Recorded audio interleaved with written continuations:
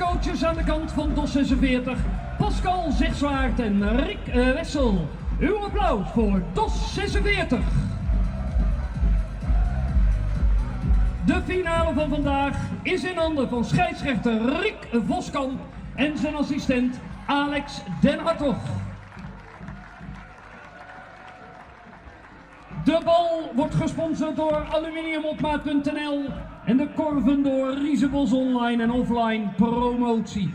Dames en heren, ik wens u een geweldig mooie, spannende en sportieve wedstrijd toe. Veel plezier!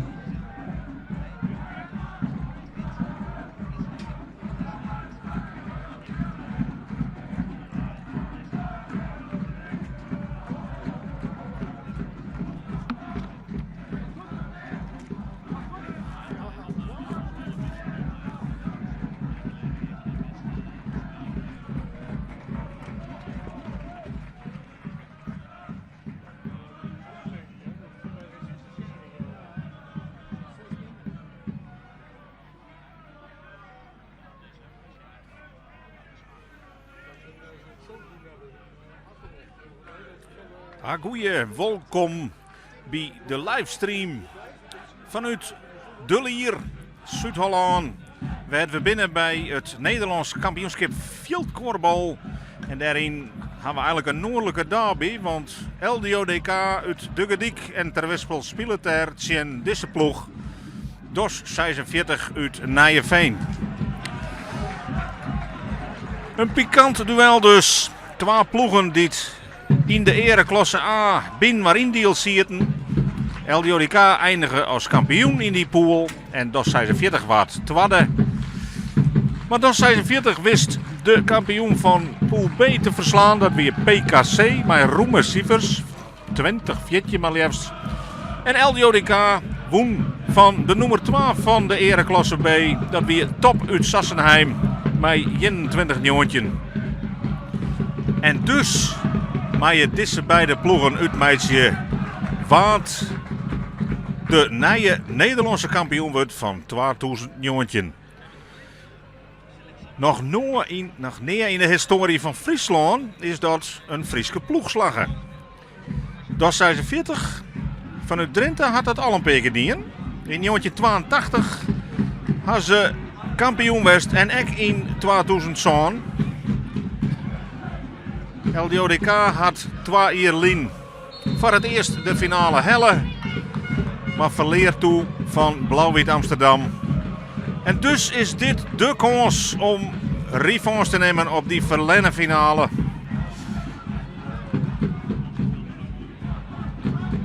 En LDODK had in elk geval al een goede opstekker verwerken. Want Vretenjoen in Hudderwijk wist LDODK 2. Reservekampioen van Nederland te worden. Toch een overwinning op Blauw-Wit Amsterdam 2.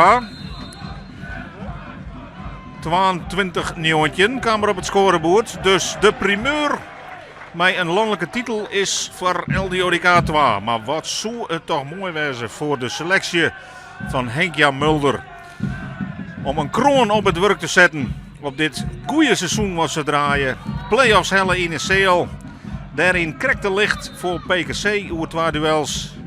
En nou dus voor het eerst poolwinnaar op het veld. Met de mogelijkheid om voor het eerst in de Frieske historie die titel mee te nemen. Nou, Diana van der Vorst ligt onsketten. Silva Tafvallen, Spilletjen, Geertje de Vries.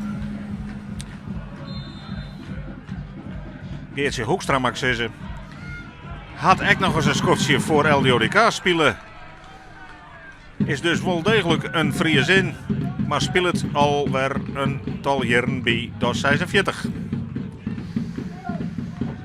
Erwin Zwart onder de bal. Ja, de vorige finale moest hij onder voorbij gaan litten. Hij weer toen blesseerd rekken aan de knibbel. En hij ziet het op een kant.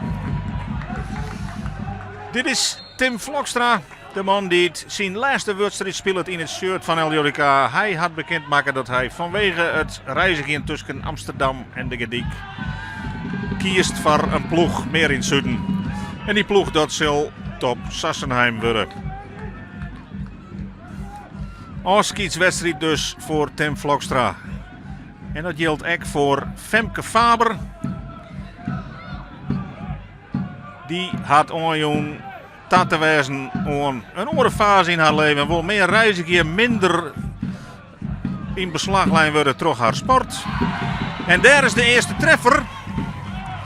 En die komt op naam van Marjolein Kroon.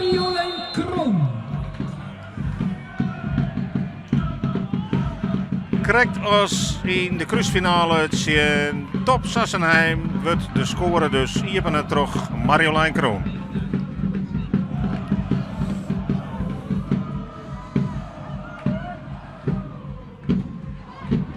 Nou, daar hebben je pech voor Max Malenstein. Die bal die draait uit de koer.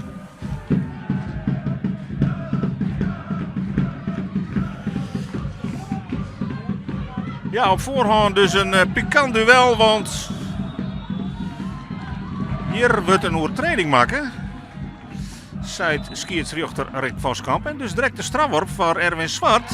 En dan is het al 2-0. Staan we op 1 tegen 1. Het lijkt een kopie van de wedstrijd Sint-Top.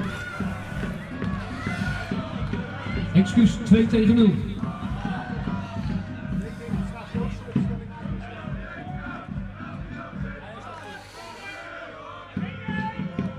Maar het is vanzelfs nog lang net spelen. Sterker nog,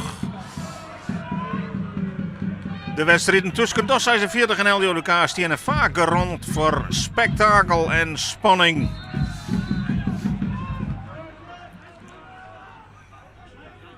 Dat we alleen nog al dit seizoen jongen, dus DOS 46 als enige team in de Korfbal League te winnen in de Gedik in de hal. Direct de eerste wedstrijd. En op het veld was het 2 keer een leaguespul. Oefenpotje tussen eindigen ook in een leaguespul. En de uitwedstrijd voor LDODK in Nijeveen was weer een overwinningje voor LDODK. Het is dus op papier volslijn 50-50.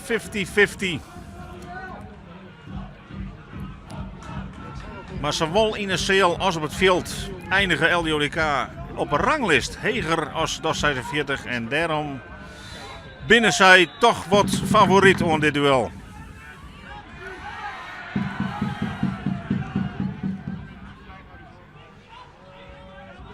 Ja, de duels die binnen al pittig vanzelfs. Jelmer Jonker met de vrije bal en daar is hij in de regel goed in, maar deze verdwijnt krijgt net in een koer. Jelmer Jonker.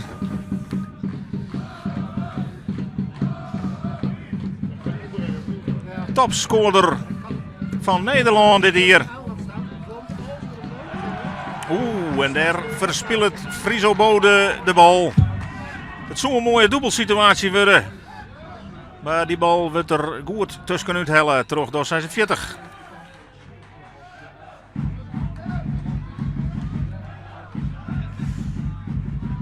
Dat 46 gemiddeld jongen, wat meer jongere spelers en LDODK op dit stuit. De ploeg mij prot routine erin. Friso Bode 30 hier, bij top, meervoudig landskampioen West. André Zwart, Erwin Zwart, ren ik in de 30. Ga al verscheidene play-offs meemaken. Binnen dus meer wend om finales te spelen. Maar ook dat is natuurlijk geen garage hier voor de winst. Maar het zal wel helpen kunnen, misschien in beslissende fases. Ja, daar valt die bal er precies tussen terug. En kan DOS 46 oppikken. Bij die tussenstand van 2-0 dus in het voordeel van LDODK. Terug de treffers van Marjolein Kroon en Erwin Zwart. Toevallig ik de beide internationals van LDODK die kwartlien nog een trip naar China maken. Best wel even een beetje herstellen moesten voor tenij de cruisefinale spelen in Top Sassenheim. En nu hier dus tegen van de allerlaatste wedstrijd van dit seizoen op het veld. André Zwart. is echt heel bota onnes een keer een haatprijs. Had natuurlijk de hele ontwikkeling meemaken van LDODK. Vanuit de eerste klas kampioenschap meemaken. Tot en mij de Korfbal League en de ereklasse. Tot en mij de finale ereklasse. Maar die prijs die ontbreekt nog. En dit is wel degelijk een echte prijs. De veldtitel van het Nederlands kampioenschap.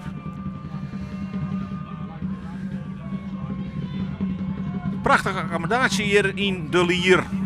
In het Westland. We spelen hier tussen de kossen. En daar gebeurt van alles.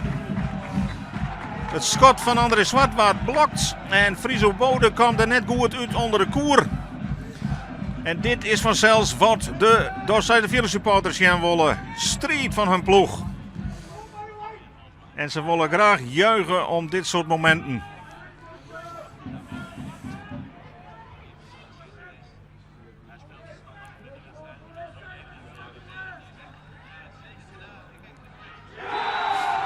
En daar dan de eerste treffer van DOS 46.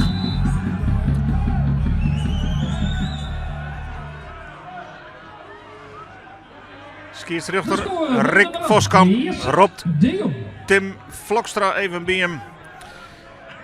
Wils de treffer bij DOS 46 op naam komt van Jesse de Jong.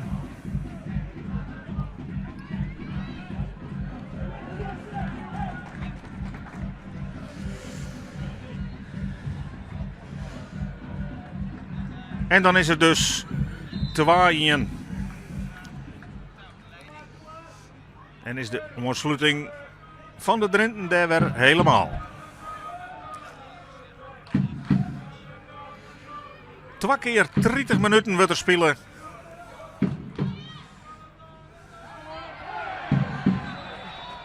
En ja, André Zwart die wil toch graag die bal hebben, maar hij weer net vast, zei het scheidsrechter. 2 keer 30 minuten. Daarna moet er een winnaar wezen. Oors volgt er verlenging. Ja, en als dat gelijk blijft, dan zullen strafworpen uitwijzen moeten wat die Nederlandse titel pakt. Maar zover dat ik het neiging ken in de historie, is dat nog niet vaak aan. En het is ook net een hoopje.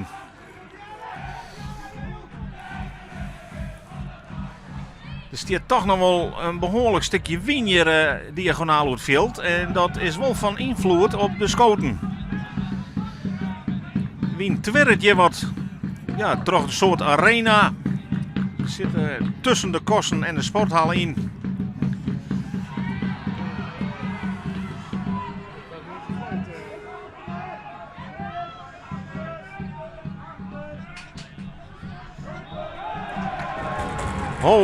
En daar een loopfout. En dan begint het toch al een beetje stroef te rennen in dat onvalsvak van LDODK. Maar direct balverlies van DOS 46. Dus revanche kans voor het vak van André Zwart en Friso Bode. Femke Faber, echt nog net bot dreigend in acties, jongen.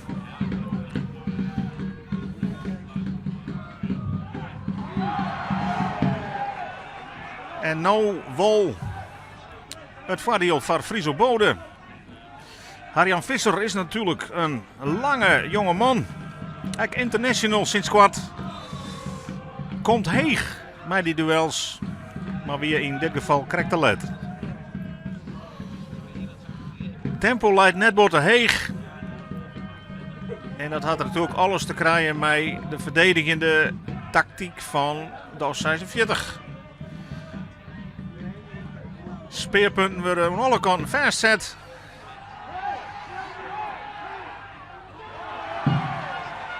En daar weet LDODK om het nota nog net heel goed mee om te gaan.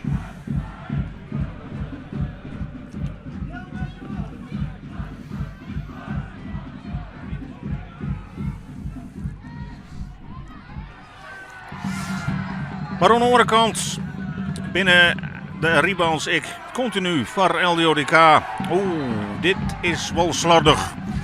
Slordig balverlies. Want daarmee krijgt dat 46 de kans weer om op een linker hechten te komen. Nee, een beetje onwennig begin van twee kanten. Jumpshotje. En weer direct balverlies van DAS 46. Inschots onvalsjes. Dat is dus een fase waarin LDODK van profiteren moet.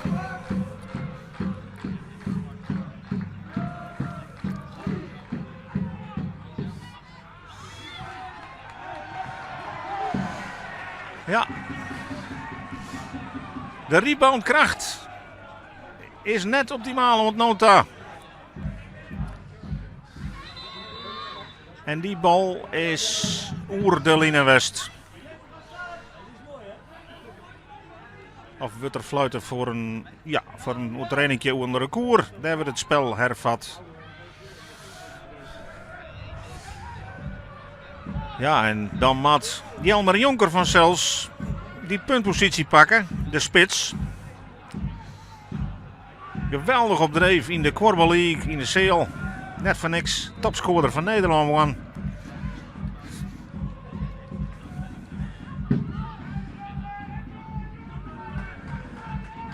Maar ja, daarmee jou je echt voor een zwak punt doen. Want als hij een keer een medaille had, of goed verdedigen wordt, dan is hij voor het kwetsbaar. Nou is het En de gelijkmaker Nienke van Nienke Hensbergen dit de 2-2 erin gooit.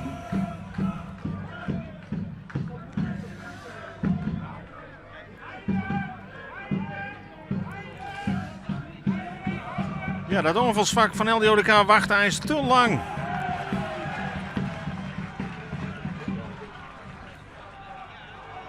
En het is zaak voor de gediksters om de kopper even bij te houden, want ze zullen in de achterholen nog wel het bekerduel hadden met Friesland. Wat mij 16-14 verlen wordt en doen we het een bedroevend schotpercentage. Dat was toen bestempelen als incident, maar het schotpercentage is Juwet ontnota echt nog net bijzonder heeg. Dat moet net in de kapjes beginnen te spelen.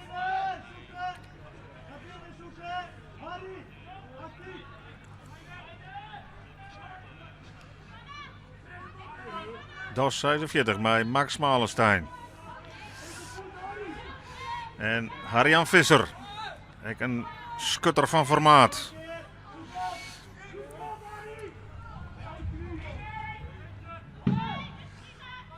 En daar de verdedigende rebound van Friso Bode. Nou, wat kan het tweede onvalsvak? In feite is dit op papier het vak met de betoefste skutters. Met Marjolein Kroon en Erwin Zwart. Want nota klappen dat ik qua scoren, maar ken daar wat bij. Tim Vlokstra. Nee, Jingelok, mij zien Scott.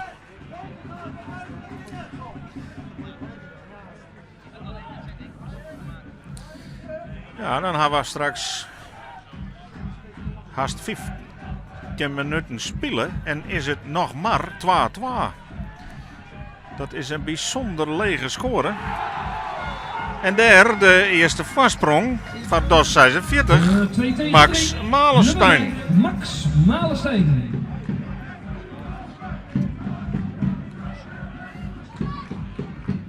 Ja, zonder nou echt uit te blinken. Wordt het DAS 46 wat nota een beetje makkelijk maken. Ja, daar dan eindelijk weer eens een treffer. Het is de tweede van Marjolein Kroon. Ja, Marjolein Kroon is natuurlijk een van de mensen die de Karaluke ken. Bij LDODK die echt wat extra's brengen ken. En ik graag vol. En datzelfde zal ik vregen worden straks van Erwin Zwart. Maar daar is het voetendals. Individuele actie nummer 16, Nienke Hinsbergen, 3-4. De treffer van Nienke Hinsbergen, ik al hard worden.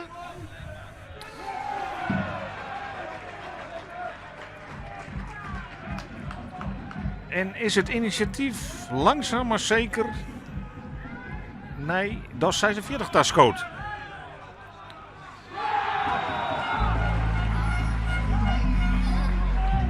Treien 5. DOS 46, nummer 24, Fenna de Jong. Fenna de Jong van Aalstaan. En het eerste gotje is dus Slijntrog DOS 46.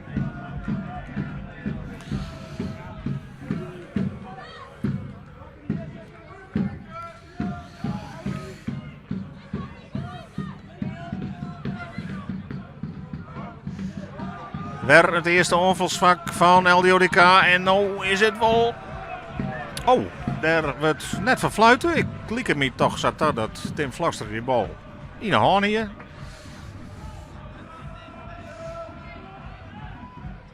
Maar het tweede onvalsvak van LDODK ontnota is nog net productief geweest. Onvallend.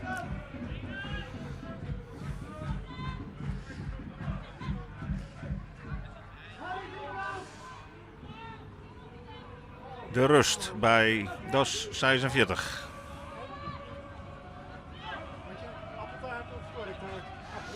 Mijn weer Max Malenstein, die zie ik het van zelfs Harjan Visser.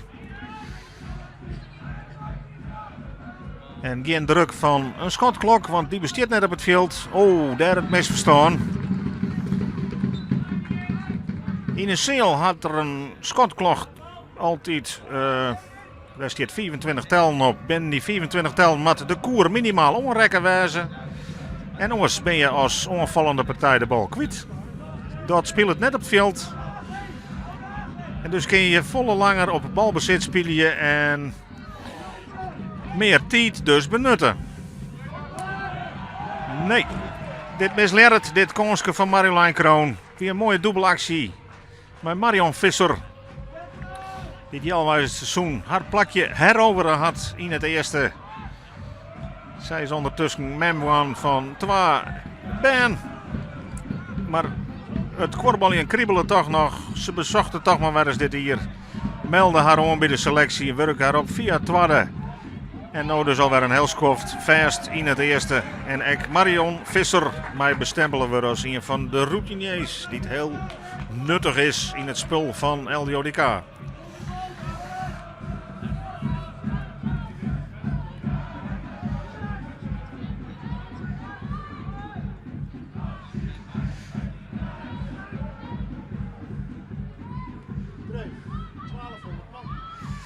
Max Malenstein van Grutte Aalstaan. En daar is Diana van der Vorst mee de onderschepping.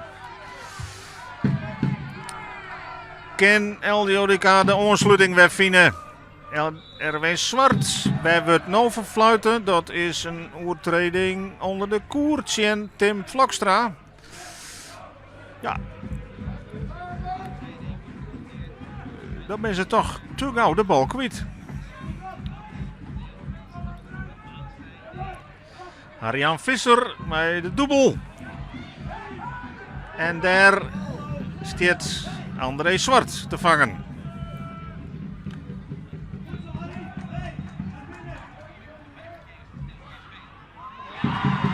Nou, de ontsluitingstreffer. En door de mooie actie van Marion Visser staan we Marion Visser, Trorinbal, budget 4-5.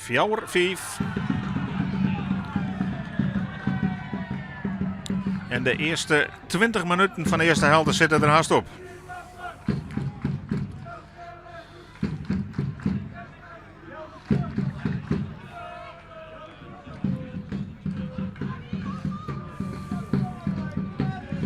Tim Vlakstra in de steunpositie en de actie moet komen van de Vrolje. En daar is weer Marjolein Kroon. Die is op dreef. Die liet zien waar het goed om gaat. Met haar tweede treffer alweer zorgt zij voor de 5 gelijk.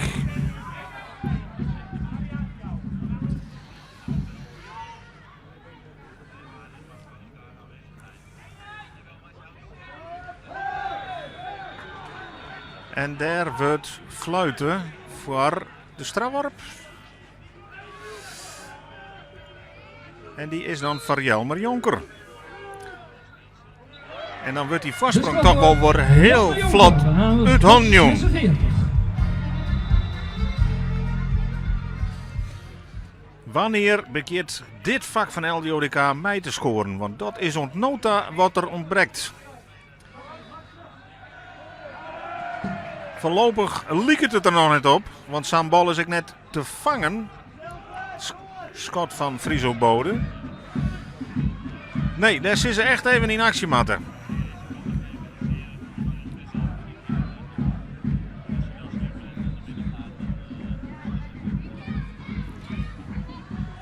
Jelmer Jonker van Grutte Oostaan.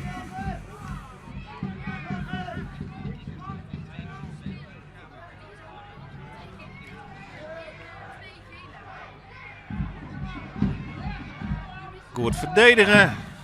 En dan daar. Ja. Dan is het al weer wisselen. En werd waar verschil. Opnieuw scoren van nummer 16. Nienke Hinsbergen. Nienke Hinsbergen is bijzonder op dreef van DOS 46. Want echt voor haar is het al de derde treffer.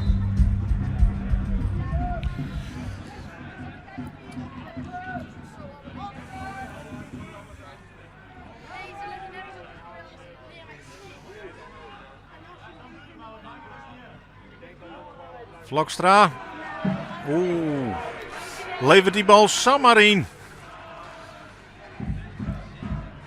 En Ken DOS 46 verder uitrennen. Het verschil is 2 doelpuntjes. 5 zo'n. Nou een overtreding zien we onder de koer. En balbezit voor LDODK.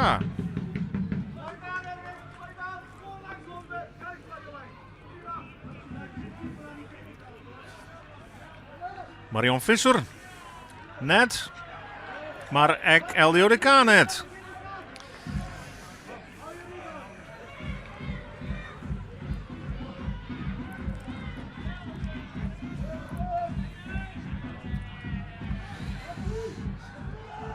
Nee, wat nota gaat het bij LDODK stroef.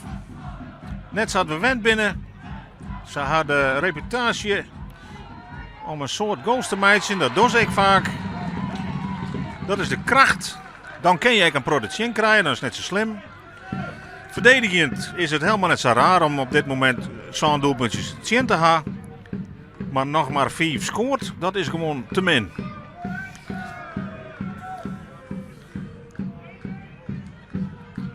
Nog goed 6 minuten tot on het skoft.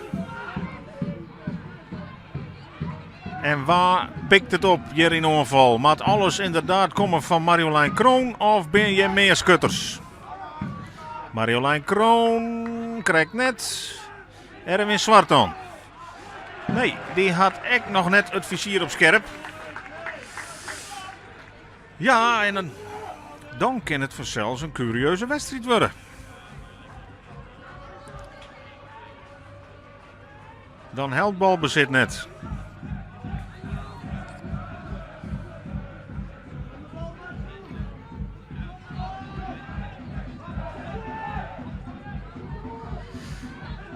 Acties voorin van Max Malenstein. En die versiert weer een strafworp. Maar eerst is er de time-out van Henk-Jan Mulder van LDODK. Want het mij duidelijk wijzen, het gaat net zoals ze hun voorstelt heen. Het vizier staat net op scherp, de bal is te gauw voort. En er wordt op dit stuit echt te volle strafworpen bij jong. En dat is precies wat LDODK net hammert in deze fase. Henk-Jan Mulder concentreert hem op het onvalsvak. En Jan-Jouke Vlokstra die neemt het verdedigingsvak onder handen. Assistent coach en de heid van Tim Vlokstra. Oud korfballer van DOS 46. Jan-Jouke Vlokstra. Dus alle kruisbestuivingen mogelijk in dit duel. Maar ja, dat telt maar één ding, Joet. Waar neemt die beker mij naar huis? Nou, voorlopig ben dus de beste papieren voor DOS 46. Wat hier op 3 punten voorkomen kent hier. Maar daar is de miste strafworp van Harjan Visser. Hoe duur is dat? Gelokje van LDODK in elk geval. Maar dan moet er wel profiteerd worden.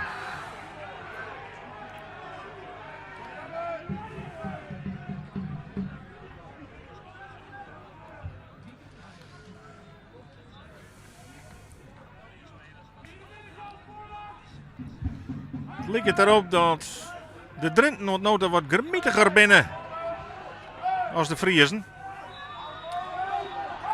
En nou dan toch de vrije worp voor DOS 46. Nog geen strafworp.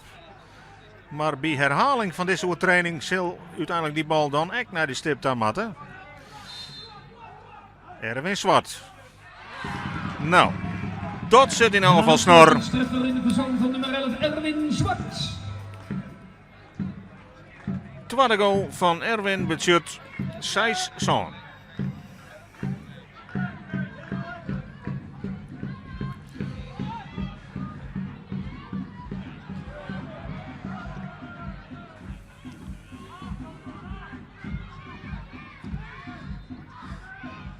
Maar makkelijk sketten worden, maar daar is ook de onderschepping van Femke Faber.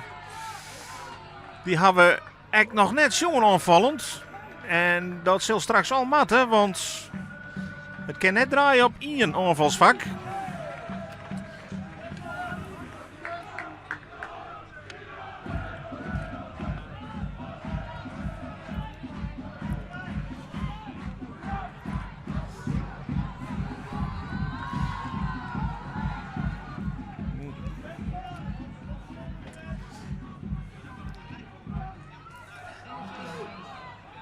Harjan Visser mist, maar Max Malenstein houdt balbezit. En wat zocht Rick Voskamp nou? Toch weer een overtreding van LDODK. En dus de vrije worp voor Harjan Visser. Oh, die maakt er een fladerke. En dat betekent dat je onmiddellijk de bal kwijt bent. Nou, dat is slordig van de International. Maar had het nog consequenties? Nee. Nee, het weer een mooie kans voor Marjolein Kroon. Zo'n verrassend baltje. Maar het levert deze keer niks op.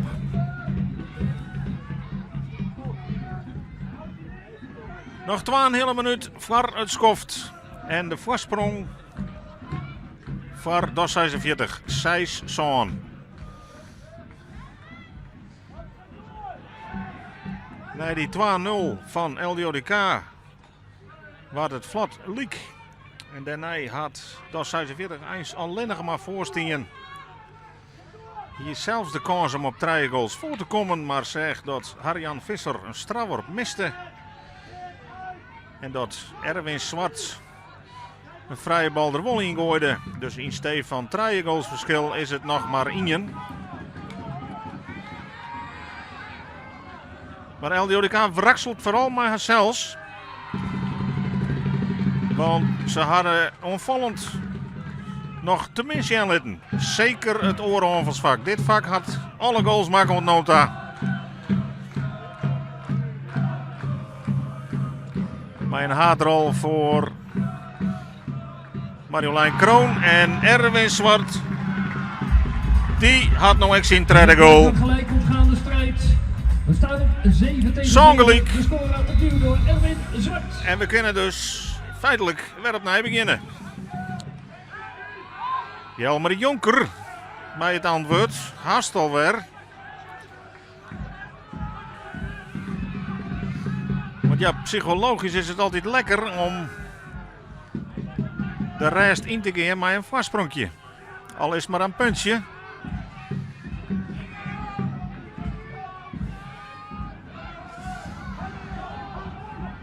Ja, Nienke van Hinsbergen die wil die bal wel hebben. Die is heel toekomstnota. Maar die wordt ik goed verdedigen. En Zo dus gaan we rustig sluiten we de minuutjes eerste op. helft af met een tussenstand van Songelijk. Ken het alle kanten nog uit. En leidt de winst waar LDODK benammen in het tweede aanvalsvak met André Zwart en met Friso Bode. Want dat vak had de koer nog net voen. Als die de tweede helft mij beginnen te scoren, dan moet het mogelijk wezen om het, dat zijn ze 40 moeilijker te maken. We wachten het al. We laten jou even genieten van het mooie waar hier in Dieren en binnen. Oer een liedje 10 minuutjes. Waarom? Bij de Nederlandse kampioenschap veldkorfballen vanuit De Lier in Zuid-Holland. Want straks. Een volledig verzorgde kliniek gewonnen van de korfbaltoppers en ambassadeurs van Simpel.nl, Mick Snel en Jet Hendricks. Dus ik zou zeggen, op zoek naar de gouden envelop. En vindt u een zilveren envelop, dan krijgt u daarvoor een tientje aan drankjes. En dan kunt u zometeen na de wedstrijd nog even lekker nagenieten.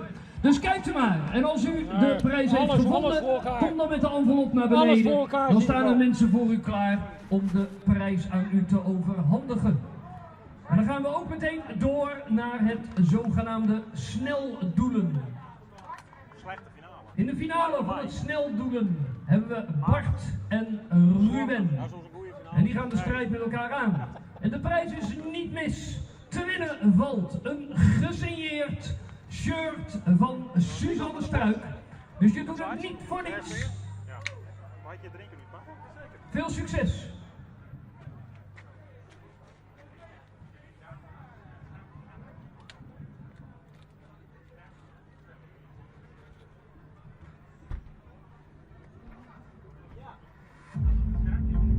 Clouds have gone away.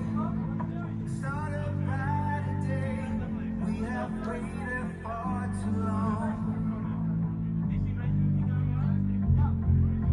It's time to let it out. You know what it's about.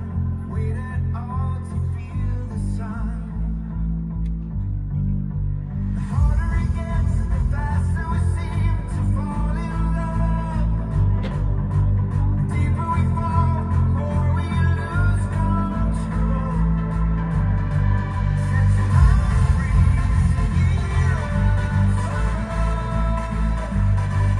Keep your heart strong, 'cause the sun's here.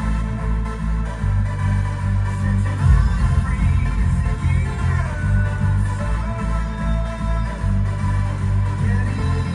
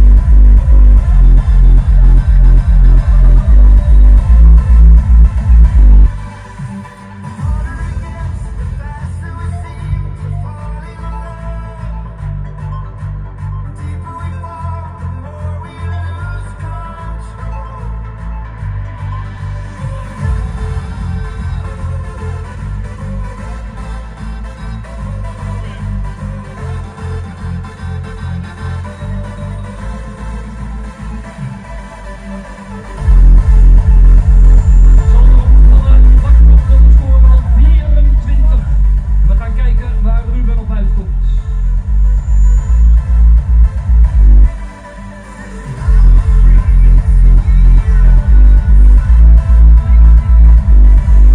En Bart zit er eentje boven, de score 25. En daarmee hebben we een winnaar en een welverdiende tweede plaats. Applaus voor Bart en Ruben.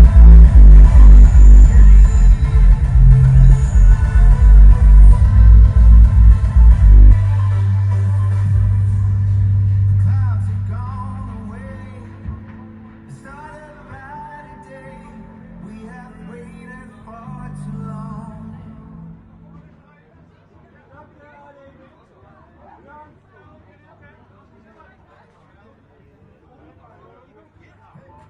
Kom op, met z'n allen. Hey.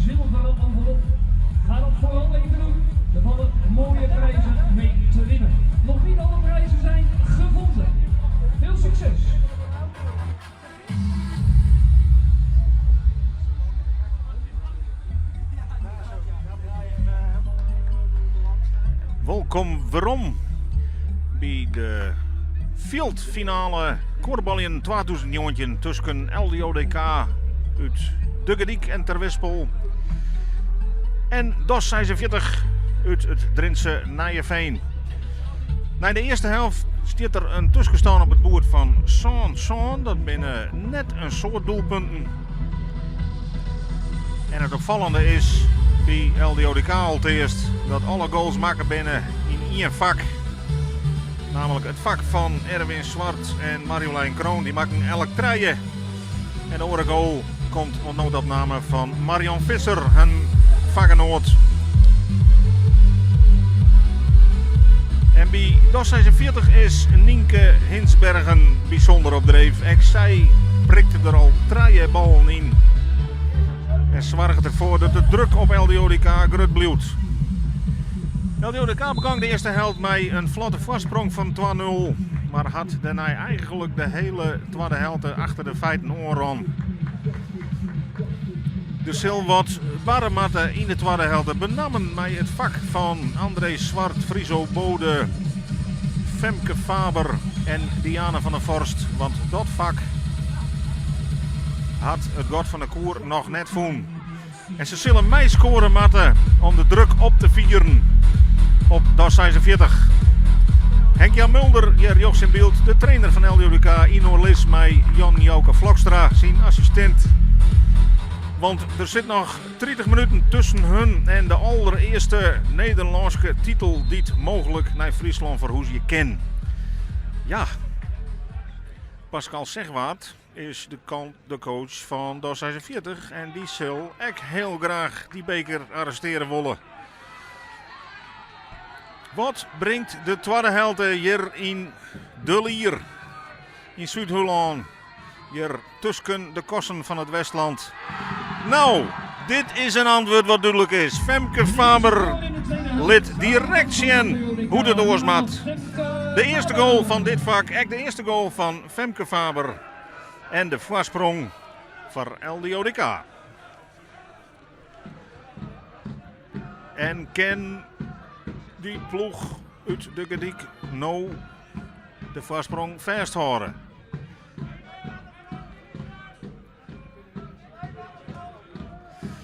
DOS 46 had het hele seizoen al zien dat het een bijzonder taaie tegenstander is voor LDODK.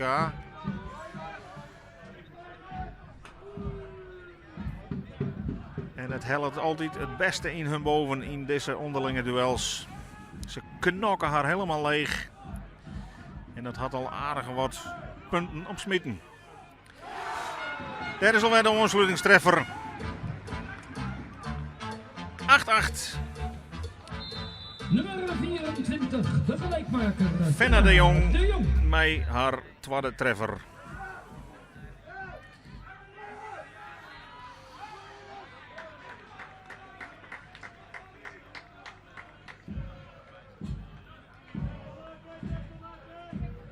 En het wachtje is vanzelfs op het moment dat de ploegen de skroom een beetje van haar oor gooien.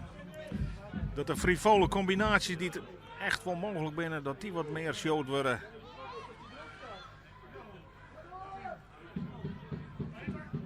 Maar zolang het zat tegen binnen zit, zal de druk heeg wezen voor beide teams. Want vooral LDODK is echt ta on een prijs.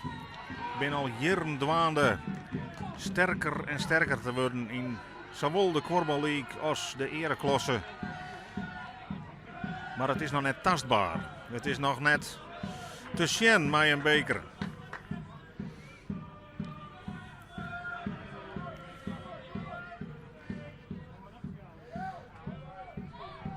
Het sterkste onvalsvak van de eerste helft had nou ek balverlies. En dus kan DOS 46 proberen weer om de leiding te komen.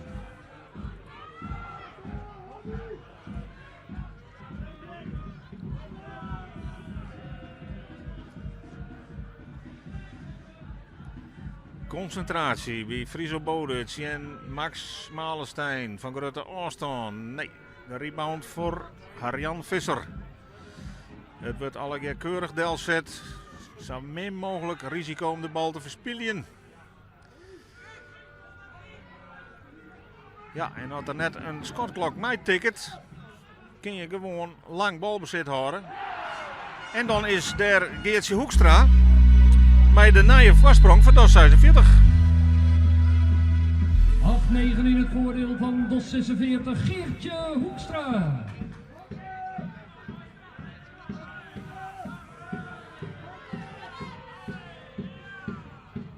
En wat kan dat onvalsvak van LDODK dan nou veroorstellen? Marjolein Kroon van Grutte Afstand en Tim Vlokstra. Ja, dat is een beetje te nonchalant. Het hier een hele mooie wedstrijd er zitten hier. Maar nou is het natuurlijk een beetje een slemillige messer. En hiermee consequenties. 8-10. Schot van het stand door nummer 5, Max Malenstein. Max Malenstein. En dan is die voorsprong van LDODK van heel korte duurwest. En is het nou weer een achterstand van 2 punten.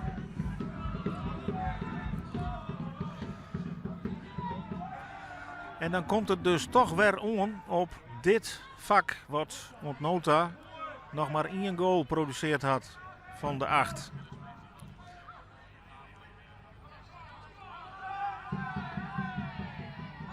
Friso Bode, misschien wel de meest ervaren speler hier in het veld. Hij had een Scottsby top Sassenheim spelen.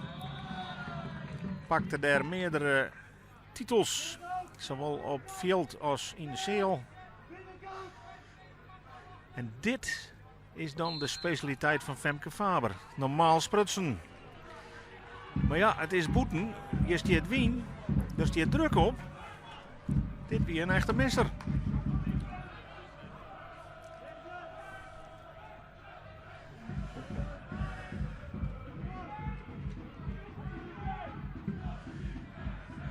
LDODK had er een beetje een trend van maken dit seizoen om in een protoduels eerst op achterstand te komen. Soms zelfs op grote achterstand. Zelfs Vlinne Wieken nog in de cruisefinale komen ze 4 goals achter in de tweede helft en maar nog een minuut of 15 te gaan. Maar dan kunnen ze heel vaak toch nog de knop omdraaien en die wedstrijd oernemen. Maar je moet het er vanzelfs net op onkomen letten. De selectie meende vanzelfs Oranje in de bekerwedstrijdje met Friesland. Ik van nou, het kennen we wel in de slotfase. Maar toen koert het net. Dat weer een wake-up call. Tenminste, dat is te hoopje. Maar voorlopig maakt LDODK weer achter de muziek om.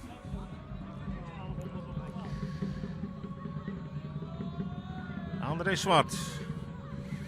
Diana van der Vorst. Waar breekt de ban in dit vak? Femke Faber scoorde 1 keer op Nota. Het fel op een hoed zitten daar.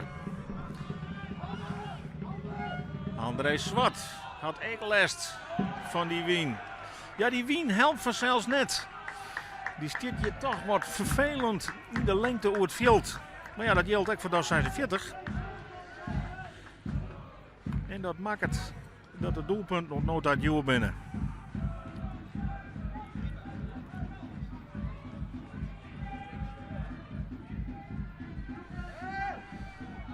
Dus zitten de eerste 7 minuten er haast alweer op. Van de tweede helft.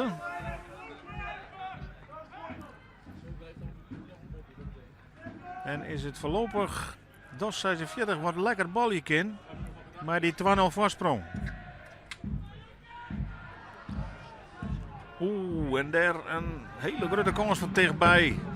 Nee, deze finale is absoluut nog net los. En nou commentaar op een leiding van Jelmer Jonker.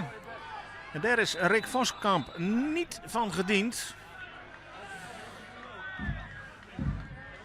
De wissel aan de kant van LDODK. Ja, er moet wat gebeuren in dat vak. Elina Haan komt in het veld. En Julian Vrieswijk. En die vervangen voorlopig Diana van der Vorst en André Zwart. Ja, er moet duidelijk wat gebeuren. En dat zijn dan toch twee mensen die in elk geval onvallend vaak wat brengen kennen, wat extra's ha. Eline Haan, juster met het tweede voor het eerst reservekampioen van Nederland.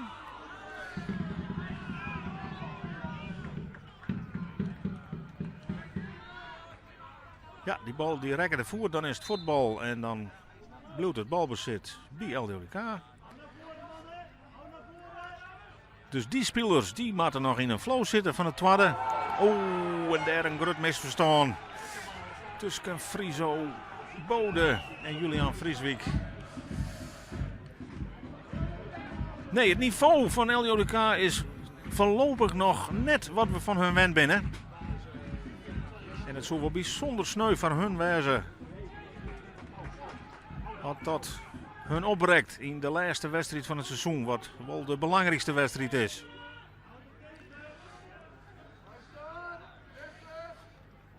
De eerste opdracht hier is geen goals meer zien krijgen. En voorlopig blijft het balbezit gewoon voor de Drenten. Nienke Hinsbergen is weer dichtbij. Ja, met je voorstellen speelt het lekker, maar hier een slordige bal. Ja, en dit binnen de cadeautjes weet je als topploeg van profiteren matten. Marjolein Kroon weet dat als geen oor. En verspielt het haast de bal hier, hè. Maar Erwin Zwart kan nog correct corrigeren. Belangrijke fase voor LDODK, want nou moet er echt onhekken worden. En weer in je schot bal kwijt. En juist Friso Bode is degene die dat doet. De meest ervaren speler in dat vak. Nee, dat zit er net lekker. Het moet er het oors. Want oors dan binnen de druiven haast zoer, vrees ik.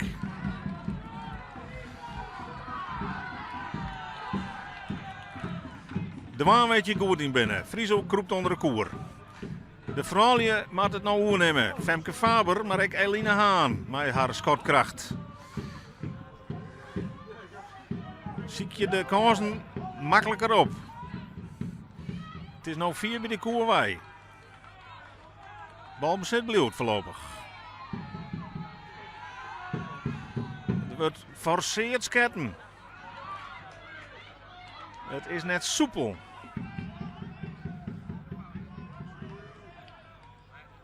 En dan begin je op een gegeven moment jezelf te spelen.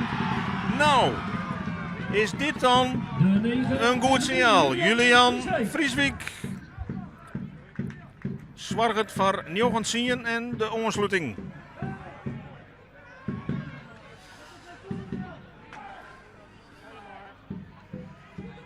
En dus blijft het spannend. En is het eigenlijk wel van cruciaal belang dat LDODK net weer het gat op 2 komen lid. Maar dat gebeurt al. Want juist dan staat er Jelmer Jonker, de topscorer van Nederland. Nummer 6, Jelmer Jonker. En is het Njogen Alve met nog een dikke 8 minuten op de klok.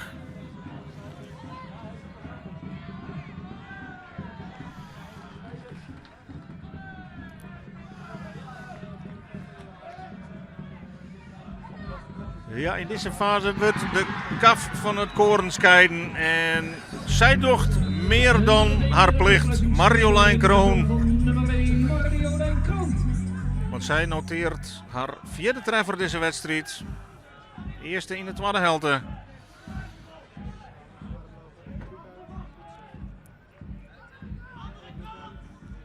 En hopelijk pikken haar teamgenoten dat op.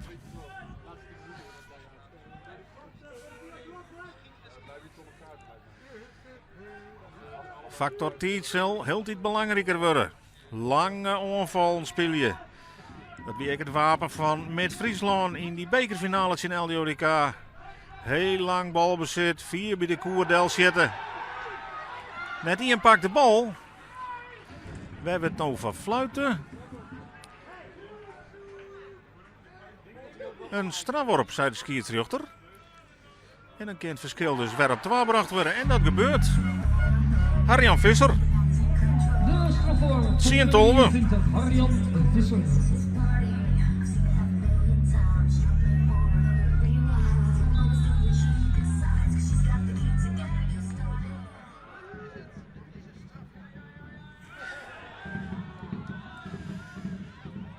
En dan zitten we intussen in de situatie dat het minst productieve vak van LDODK nou in de aanval staat met een achterstand van 2 goals.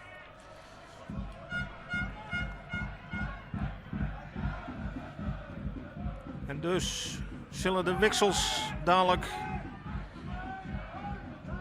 laten matten dat zij wat extra's brengen kunnen. Dat Hazen al vaak dienen. Ik in de CL-competitie geregeld invallen, zowel Eline Haan als Julian Vrieswijk. Maar Julian Vrieswijk natuurlijk toch een schopje eruit west met een blessure. Nou dan, Friso Bode, nee, die had het Joert nog net in elk geval. En dat is wel, vooral voor hemzelf, heel spietig. Want hij weer Bigelix, zijn top Sassenheim, zo belangrijk. En helle toen zijn ploeg juist door het 3e punt heen. 3 goals verschil. De 4e van Nienke Hinsbergen. Ver Nienke Hinsbergen. Ik haar 4e. En een belangrijke.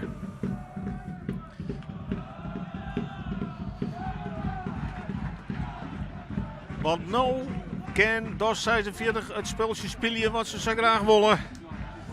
Controleren, lange aanvallen, 10 stander uitdagen. En LDODK zit in de wachtkamer. En zocht zijn een god aan van 3 goals achterstaan.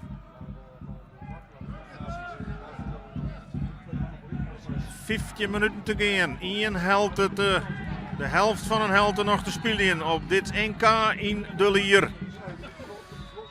Werd LDODK dus begon als licht favoriet aan de finale, maar nu op achterstand staat Tien DOS 46.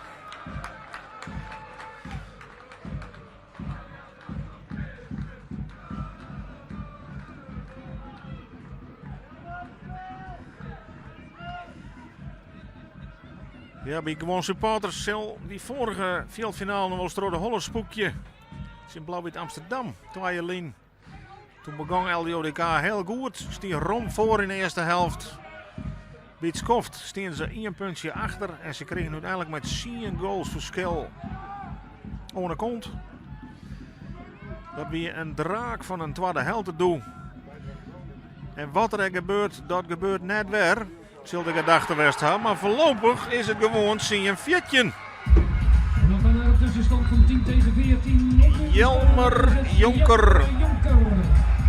Met zijn 3e goal zorgt het voor een god van Fjouwer en dus de time-out. Nu wordt het serieus van de ploeg van Henk-Jan Mulder. Alles of niks, er zullen risico's naam worden matten. Maar op deze wijze wordt LDODK beetje bij beetje voortspelen. En rekt die titel 4 uit zicht. Er is weer een wederopstanding nodig. Correct league als verleden weken. Doe rennen ze het op. Ja, moet verloren, al verloren.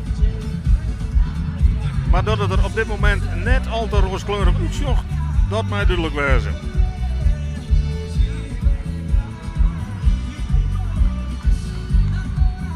Erwin Zwart, mij zien onvalsvak, mij beziekje het verschil waarom te brengen naar die 12 verschil.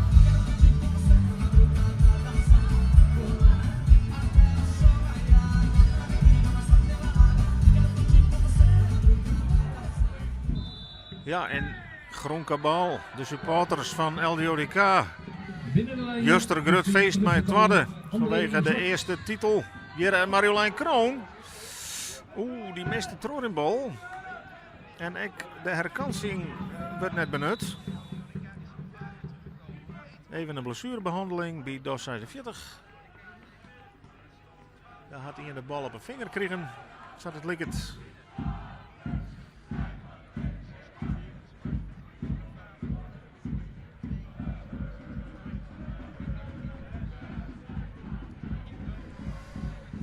En dus leidt het spul even stil.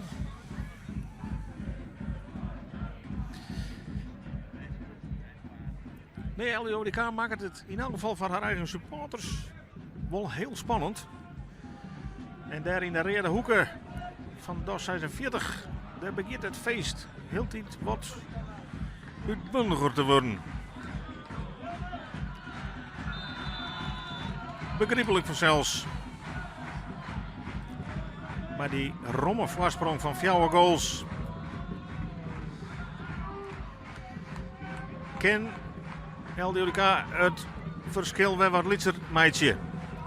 Wat kent Marjolein Kroon? Want daar moet het toch van een groot pad bij komen. Ken die er langs? Die kent er langs, maar die kent hem net al, meidje.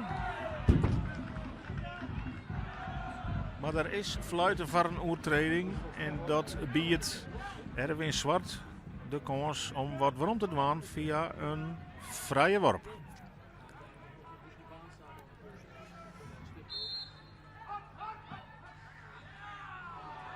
Maar ja, als die echt net vallen, dan wordt het een extra moeilijk verhaal. Balbezit is er nog wel. Nog altijd. En daar dan de treffer van Tim Vlokstra onder de koer. Alve Viertje, een hele nuttige treffer. De tussenstand op 11-14. In zijn laatste wedstrijd van LDODK docht hij in elk geval wat on die staan. En nu breekt wel de cruciale fase aan in de wedstrijd. Geen onnodig balverlies meer. Geen onnodige goals meer zien. En zo volle mogelijk rendement hebben we. Maar dan zijn ze 40 gescoord gewoon toch? Alve Viertje. Max Malenstein. Max Malenstein. En die zorgen ervoor dat DOS 46 niks te vrezen had voorlopig. Gewoon mij scoren. Dan is die titel binnen van DOS 46. En dat zullen ze in de smiezen na. Want nog 12 minuten te gaan. Een verschil van 4 goals.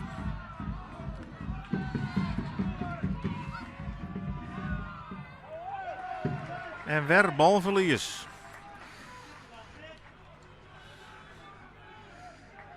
Ja, Femke Faber. Wat zullen er toch haar heen gaan? Zij dreamde van een afskiën met een nationale titel bij LDODK. Dat slag haar net in de zeel. Daar hebben we het eindstation, hele finale play-offs in PKC. Ze spelen een goede wedstrijd, protocols. Maar het weer net genoeg voor de finale in de Ziggo Dome. Maar ze kregen dus een herkansing hier op het veld. Spelen ik een poel beste wedstrijd vliende weken. Dus zijn top. Ik ben 5 keer tref zeker. Maar Joert kan ze haar stempel nog net drukken op het duel in DOS 46. DOS 46 voorlopig de bobbelissende partij. In deze veldfinale. Ja, dat is een aanvallende fout. Dat ben dus echt van die dingetjes die je net forceren moeten. En LDODK krijgt de kans om toch weer wat dichterbij te komen.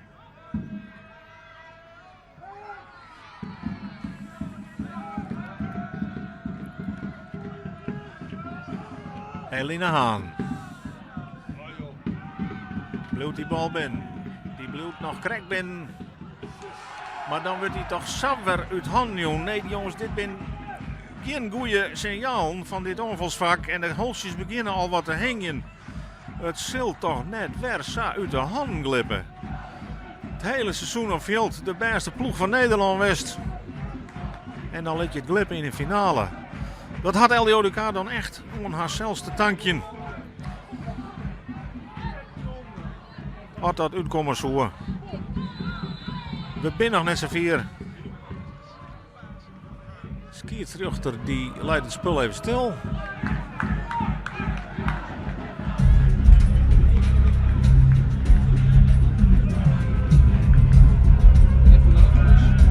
Bij mij even een slokje dronken worden. Oh, Max Smalenstein had even wat spierpine. Ja, die had natuurlijk al een berg werk verzet.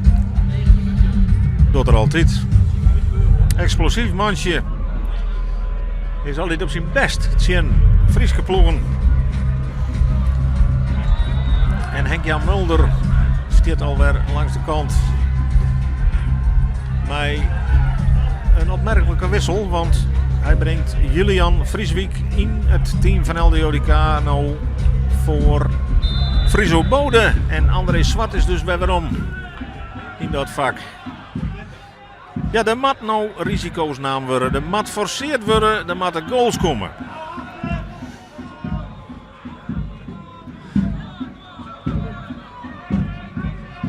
De finale groeit naar de climax. Nee, net eens in de buurt. Oh. En daar wordt van LDODK toevallig krijg wat te gauw fluiten. Want hier de troffluiten, dan hier het doelpunt West. Rick Voskamp. Maar ja, dat koe hij ik net zien. Balbezit blijft wel voor LDODK. Maar het klokje tikt erop. Minder als 9 minuten te gaan.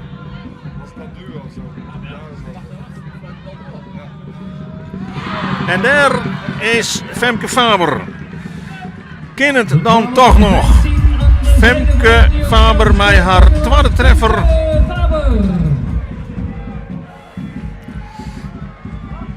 12-15 3 verschil.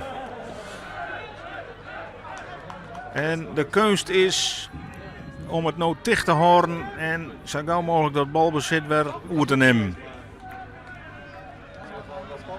De tijd is nou een extra vijand. Er wordt fluiten, maar wij voor. Nee. Geen strafworp. Gewoon balbezit voor dat 46. Ja, de gemoederen rennen heeg op vanzelfs. Iedereen viel dat de wedstrijd in deze fase beslist wordt. Of worden kan. Want als er nog een keer scoort wordt terug dat 46. Dan wordt het wel een heel dreig verhaal. Maar dat LDODK op 12 waarom komen kan, leidt de strijd weer iepen. Nog altijd dat 46 en nou de blessure onder de koer bij Jelmer Jonker.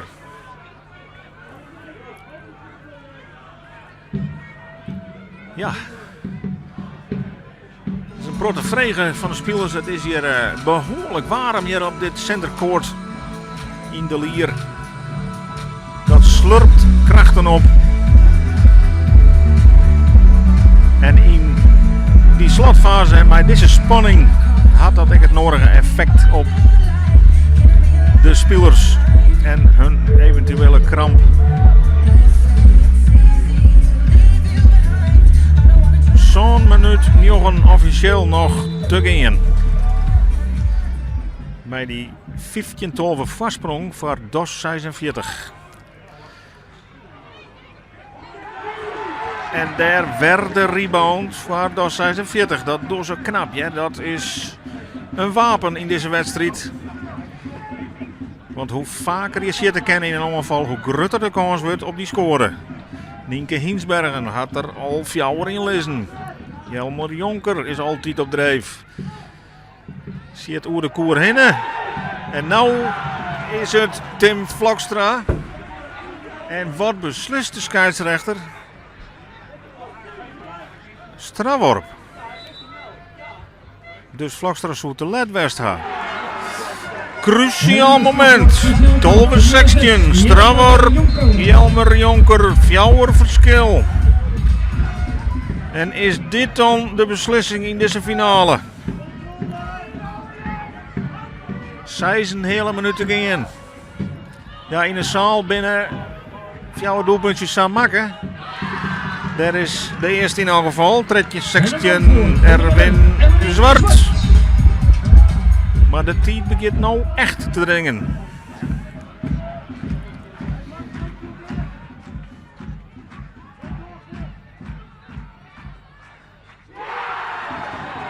En dat zijn ze 40 maakt het keurig hoor, mag ik zeggen. Hè? Geertje Hoekstra. De doelpunten nummer 12, Geertje Hoekstra. Zwarg het van Wer, jouw verschil. Gevraagd door DOS 46. Ja, dat had ze zelf creëerd. Die vastsprong. Het enige wat ze nou hoeven te doen is mij scoren met LDODK. Dan is die titel een feit. En wat zou dat dan een monsterachtige prestatie werden van die Nije Venus. Die een matig seizoen draaien in de Korver League. In het rechterrichtje bedarren. 4 verwijderen van de play-offs. Maar ik wil weer redelijk rond boven de play-out plakken. Maar toch iets wat teleurstellend. Wat revancheren die haar dan op het veld. En dan juist zien haar grootste noordelijke concurrent jaren eigenlijk in een soort noordelijke derby. Waar het in het vak van de gediksters akelig stil begint te worden. De tijd wordt echt een grote vijand van LDODK. Scorepercentage moet verschrikkelijk omheeg. En er mij geen 10 goals meer incasseerd worden. Nou, het eigen scorepercentage is al net heeg. Maar dat zijn ze 40 leidt ze er heel makkelijk in en onderschept ik heel makkelijk.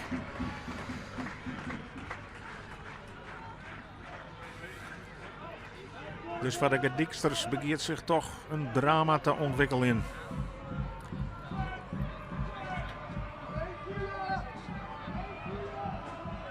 Nienke Hinsbergen. Marjolein Kroon, ja, daar leidt het net door. Die stierderjoert, die neemt haar ploeg. Daar werd ze ken op voortouw, zit er tussen. Nou, Elina Haan, ken het dan misschien nog. Spannend weer in die slotfase, Vietje Santjen. Van LDODK, Elina Haan. Nog een liedje 5 minuten te gaan. Ja, en daar onmiddellijk het antwoord van DOS 46. En dat je dat kennen, Nienke Hinsbergen, haar 5e treffer. En dat je dat kennen, dan lonkt die nationale titel. En eerlijk gezegd, dan verzin je hem. Want het gaat bij dit speeltje uiteindelijk erom waar die beste bal erin zit te kennen. En LDODK, die kent net de getallen helje die ze in de competitie helje. Geregeld roem over de 20 treffers. Ik wil naar de 30 daar. Maar Joert slag het een groot tal mensen net het god van de koer te vinden. Te meer mensen helje hun scorepercentage en de ballen vallen ik verkeerd. 3 minuut 45. Maar die staan van 14-8. En ik DOS 46 begint er wat in om te griemen. Nou. Kanske voor Tim Vlakstra. Maar wordt net bestraft. Ja, dat helpt dan ook al net. Nee, het is absoluut geen vrije finale.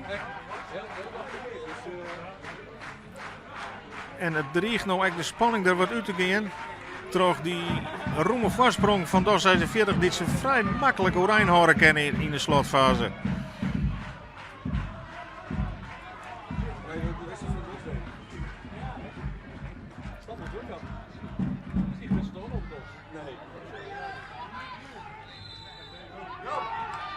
Die bal is Oerdeline West. Maar hoeveel tijd is er nog? 2 minuut 45. 4 goals achter. Nou, dan is er wel een wonder nedig. Om hier in elk geval nog eens een gelijke te staan uit te heljen.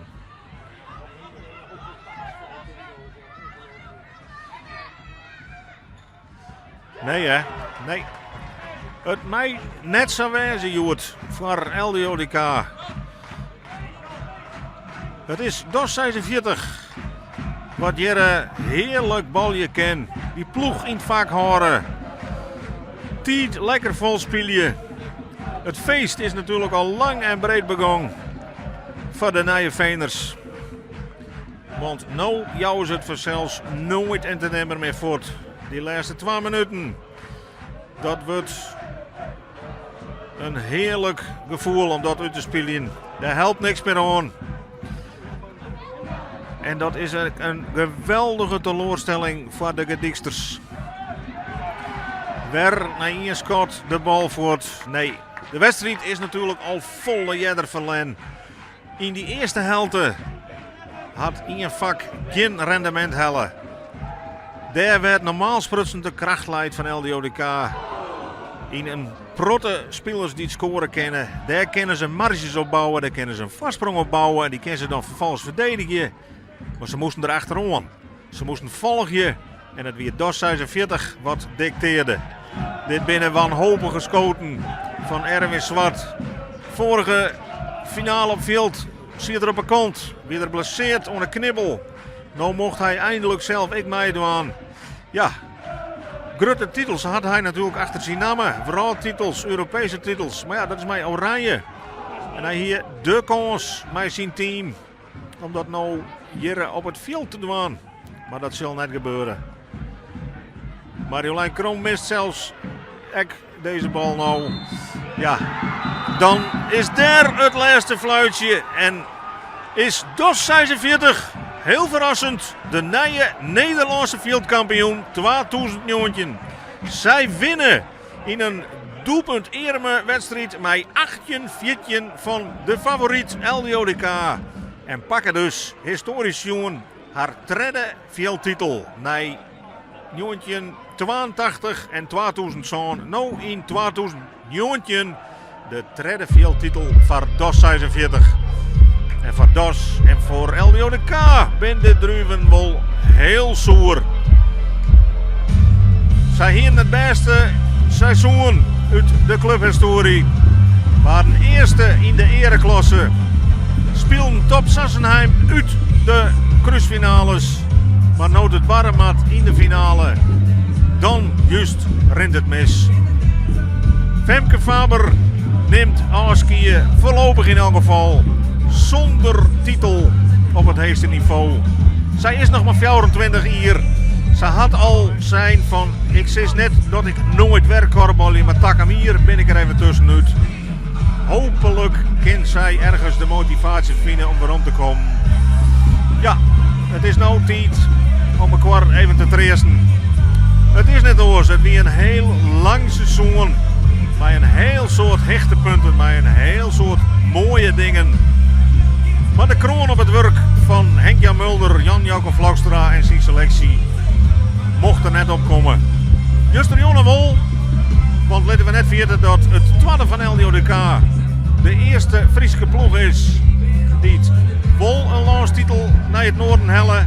Die won de reserve ereklasse met 22 jongetje van Blauw-Wit Amsterdam.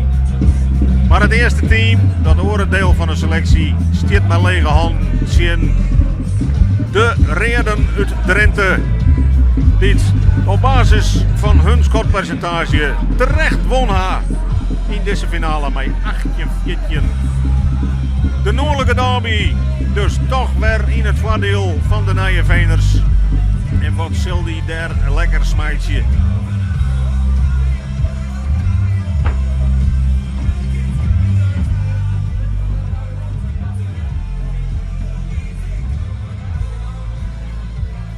En dus zorgen we bij de spelers van LDODK die hier voor ons delkeurje de train door de wangen. Vanzelfs ik bij Femke Faber.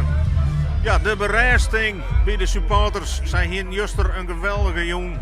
Maar het tweede, heit Jan-Jacob Vlakstra, mijn zoon Tim Vlakstra, die dus tak hem hier voor Top Sassenheim speelt. Ik zonder beker hier het veld verliezen zal. En ja, André Zwart, de routinier, de onvierder die al oer de 30 is. Hoe volle kansen krijgt hij nog? Dit weer zien, tweede finale. Friese Bode wordt eerst terug zijn partner. Zij hier hem vanzelfs volle meer gunt. Ja, dat hebben we al wel. Het mocht je het net zo wijzen. Bijzonder spietig voor Dames en heren, graag u aan deze ploeg. Derde broer van Friese Bode, de assistent-trainer van Top Sassenheim. Aan de teams van vanavond. LDODK. En dan kunnen we dus op meidje voor de uiteindelijke prijsuitreiking die nou voor de tweede keer in de clubhistorie het zilver oplevert voor LDODK. Ja, het zilver. Om met de woorden te spreken van Marit Bouwmeester. Het zilver, dat is een prijs voor de eerste verliezer. En zo viel het echt hier.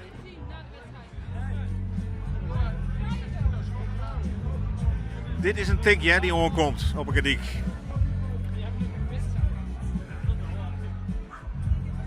Dit moet even een plakje krijgen.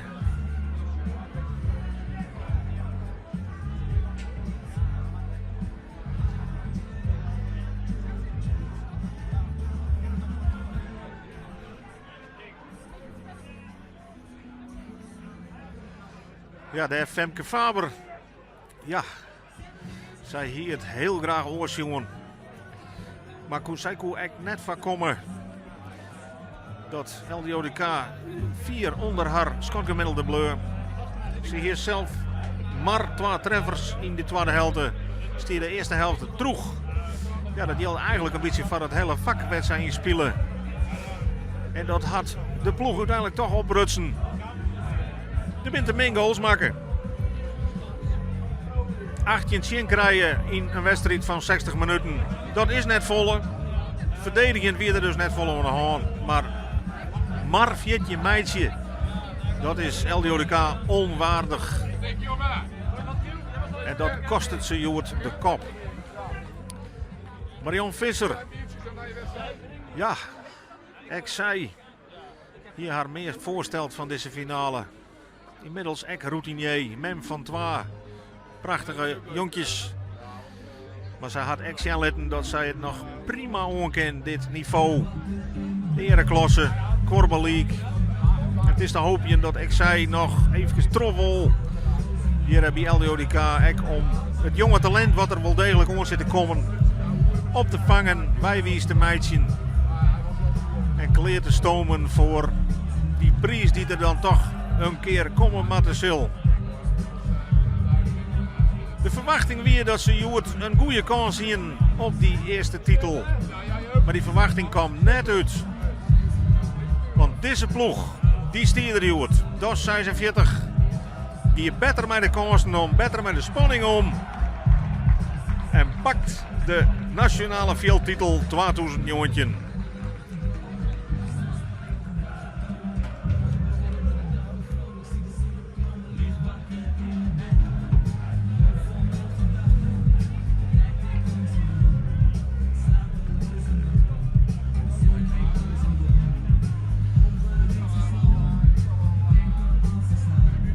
Ja, daar is het feest aan de andere kant van het veld. Zie je de gediksters ook weer op. De supporters die moeten straks de lange veromreis aanvaarden. 210 kilometer waarom. Nou ja, voor de gediksel een beetje kwatter werden. Het ligt 200 kilometer. Maar mijn verlies is een busreis een stuk langer. En het wrange is dat ze weten dat er dit hier meer in zit en kennen hier. Want ze gaan geen moment het niveau hellen wat ze een groot part van dit seizoen wil hier. En dat maakt het verliezen nog volle zoerder.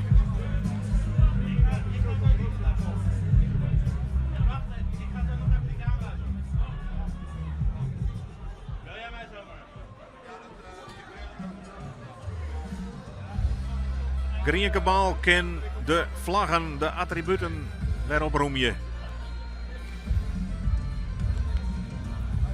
Beste Nijenveeners, ik wil jullie feestje niet bederven, maar gaan jullie mee naar het podium voor de uitreiking van jullie beker.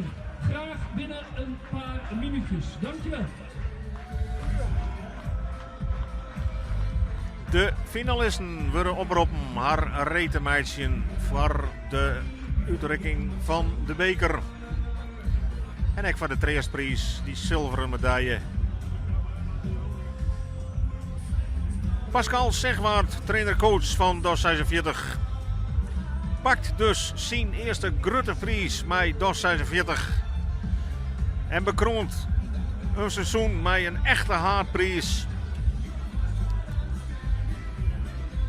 Geertje de Vries, Friesin in de selectie van DOS 46, pakt ik haar eerste nationale titel.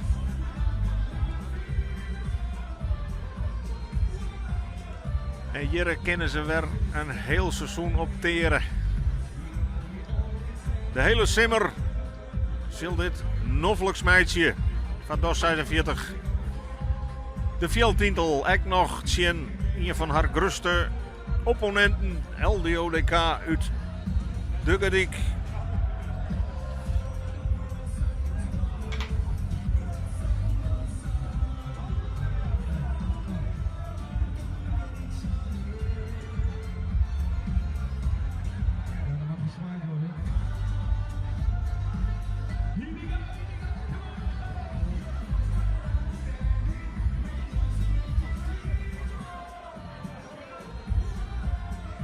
Wij zijn nog even in afwachting van de prijsuitreiking.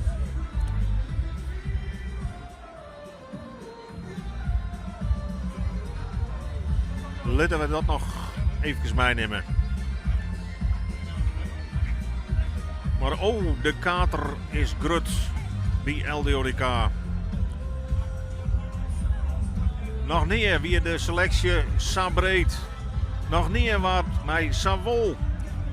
LDODK 1 als 2, beide de finale hellen op het veld. En juist er weer natuurlijk prachtig met die overwinning van LDODK 2 op Blauw-Wit Amsterdam. En wat hier dan van die club mooi was dat het eerste derby aansluiten koer. Maar het mocht net zo wezen.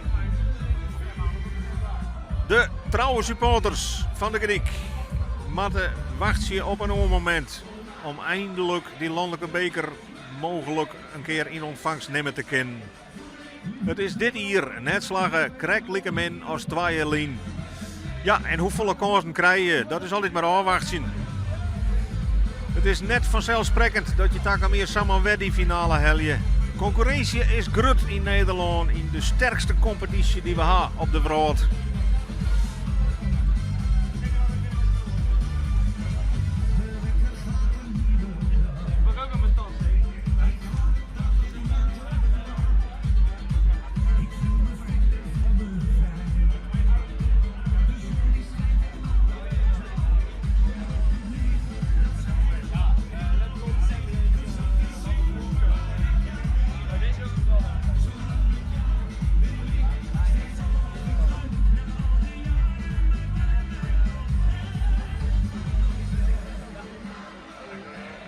De derby van het noorden, die gaat dus naar DOS 46.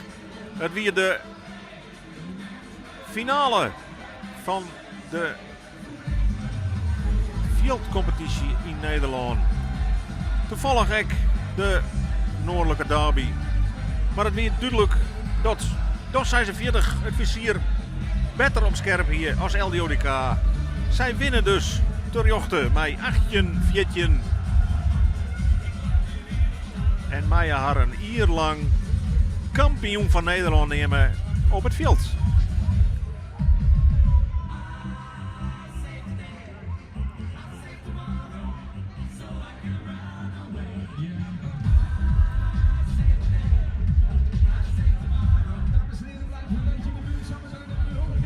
Ja, dit weer dan echt het toetje van het kworbelseizoen.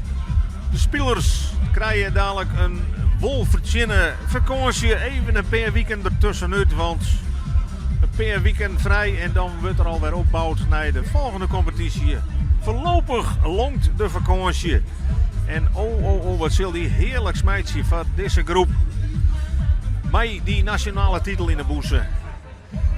En LDODK die zal die vakantie ongrijpen om te herstellen. Ja, André Zwart daar met zijn broer Erwin Zwart bij Heid en Mem. Die zitten er even doorheen, logisch.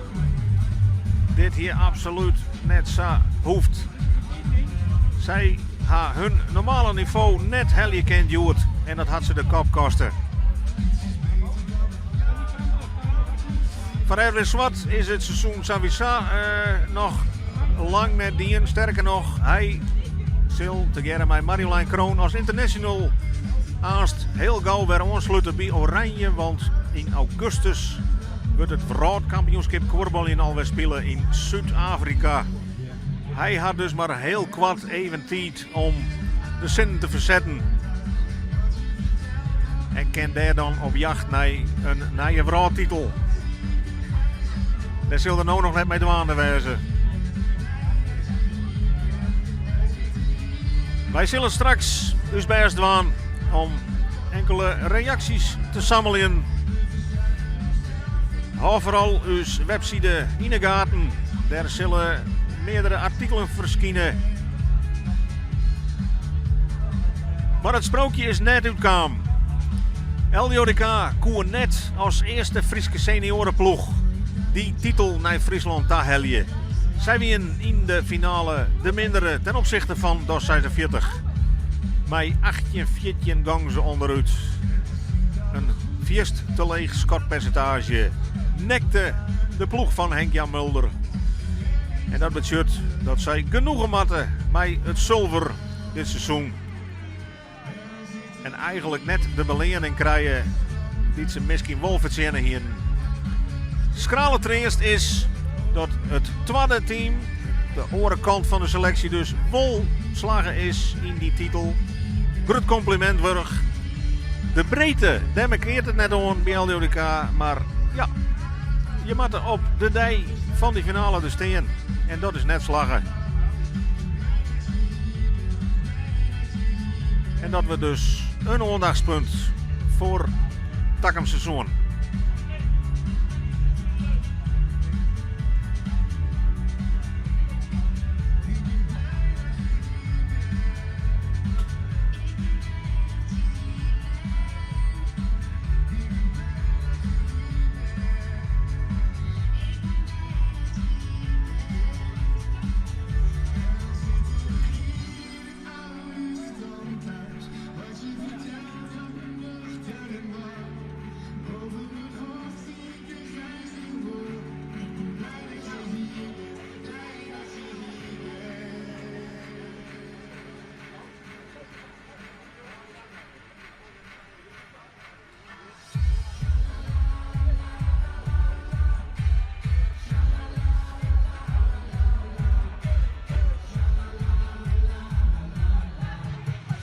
Vanuit de Lier, provincie Zuid-Holland, bereiden we hier een eind aan uw livestream over de NK-finale tussen LDODK en DOS 46. De Nederlandse titel gaat verrassend naar de Nijenveeners. Zij winnen met 18-14 van LDODK en pakken dus het landskampioenschap. LDODK blijft achter met de kater, met het verlies. Zij kunnen net de kroon zetten op een heel sterk seizoen. En zij kunnen haar talenten op een nice seizoen wat straks in september weer uiteindelijk zitten cel. Eerst maar even lekker op vakantie uitwaaien bekomen. En dit verlies een plakje aan, want dit komt hard aan. Namens Omroep Friesland bedankt voor het hartje en het zien. En graag ons een andere keer.